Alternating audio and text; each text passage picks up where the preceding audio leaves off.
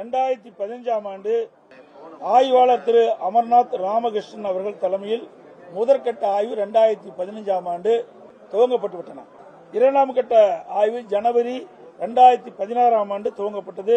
திரு அமர்நாத் ராமகிருஷ்ணன் தலைமையில் தொடர்ந்து மூன்றாம் கட்ட ஆய்வு ஆய்வாளர் திரு ஸ்ரீராமன் தலைமையில் ஜனவரி 2017ஆம் ஆண்டு அது அப்படியே தொடரப்பட்டது.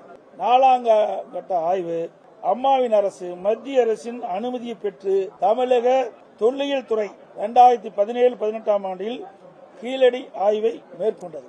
ஐந்தாம் கட்ட ஆய்வு தமிழக தொல்லியல் துறை 2019 ஆண்டு ஜூன் மாதம் நடத்தப்பட்டது. இப்படி அனைத்திந்திய அண்ணா திராவிட முன்னேற்ற கழக ஆட்சி இருக்கின்ற பொழுதுதான் கீழடியில் அகழ்வாய்வு பணிகள் எல்லாம் மேற்கொள்ளப்பட்டு நடைபெற்று வந்தன. அந்த காலகட்டத்தில் தான் கிடைக்கப்பட்ட அந்த அரிய வகை பொருட்கள் எல்லாம் காட்சிப்படுத்துவதற்காக மாண்பு அம்மாவுடைய அரசு சுமார் 12.5 கோடி மதிப்பீட்டில் ஒரு பிரம்மாண்டமான அருங்காட்சியகம் கட்டுவதற்கு திட்டம் தீட்டப்பட்டு நிதி ஒதுக்கிடப்பட்டு டெண்டர் விடப்பட்டு அதுக்கு அடிக்கல் நாட்டப்பட்டு விட்டது. அதுக்கு பிறகு ஆட்சி மாற்றம் வந்தது. திராவிட முன்னேற்ற கழகம் ஆட்சியில் கட்சியிருக்கிறார். இது வரலாறு.